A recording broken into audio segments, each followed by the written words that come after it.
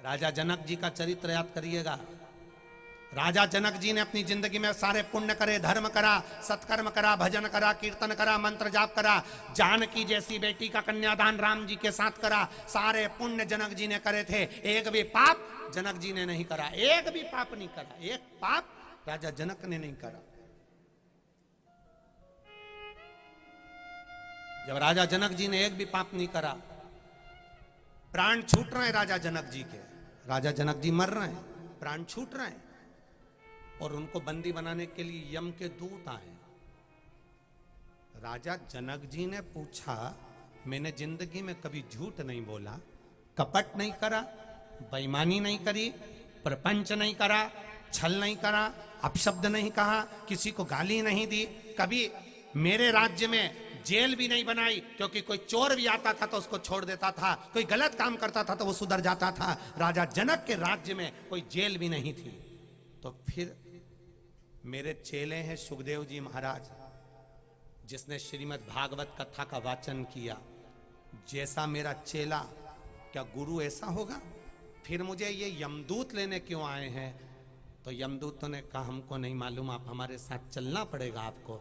यमदूत राजा जनक जी को लेकर जब चले तो राजा जनक जी ने राजा धर्मराज से पूछा कि मैंने कौन सा पाप करा जो मुझे बैकुंठ की जगह नरक के रास्ते से लाया जा रहा है। धर्मराज ने कहा, आपने एक गलत काम कर दिया था। कौन सा? एक बार आप रथ में बैठकर जा रहे थे, रास्ते में एक गाय खड़ी थी, रास्ते में एक गाय खड़ी थी। राजा जनक, आपने एक रथ पर बैठकर जाते जाते गाय खड़ी थी और आपने अपने सैनिकों से कह दिया कि गाय को हटाओ।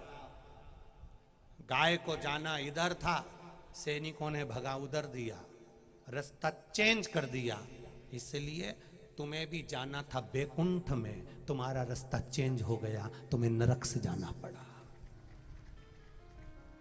अब नरक में से राजा जनक निकल कर जा रहे थे तो नरक में जितने पापी बंधे हुए थे सब कारागार में पड़े हुए थे। राजा जनक जैसे ही गए तो राजा जनक के जाने से सारे पापी चिल्लाने लगे, महाराज हमको छोड़कर मत जाना, महाराज हमको छोड़कर मत जाना, महाराज हमको छोड़कर मत जाना। राजा जनक जी ने धर्मराज से पूछा, ये कौन है? तो कहा, ये सब पापी हैं, नरक का भोग भोग रहे हैं,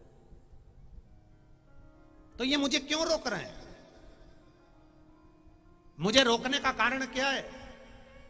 धर्मराज ने कहा, आपको रोकने का कारण केवल इतना सा है, आपने जो पृथ्वी पर दान करा, पुण्य करा, भजन करा, कीर्तन करा, सत्संग करा, कथा सुनी, आपकी कथा सुना हुआ ये शरीर जब नरक में आया है, इससे जो तरंगे निकल रही हैं, इससे छूकर, शरीर से छूकर जो हवा जा रही है, उससे इन पापियों को पुण्य प्राप्त हो रहा है और ये पापी पुण्य पाकर मुक्त होते चले जा रहे हैं। राजा जनक जी ने कहा, अब मुझे बैकुंठ मत ले जाओ, अगर मेरे शरीर से हवा लगकर इन पापियों का उद्धार हो जाए तो इससे बढ़कर सुख क्या होगा। देवताओं ने हाथ जोड़ लिए राजा जनक जी के, आपके जैसा पुण्य वाला कोई नहीं होगा। तो मेरी जीजियों, आपके शरीर से हवा लगकर अगर कोई पापी का भी कल्याण हो जाए ना, तो समझना कि दुनिया की सबसे बड़ी पुण्यात्मा आप हो।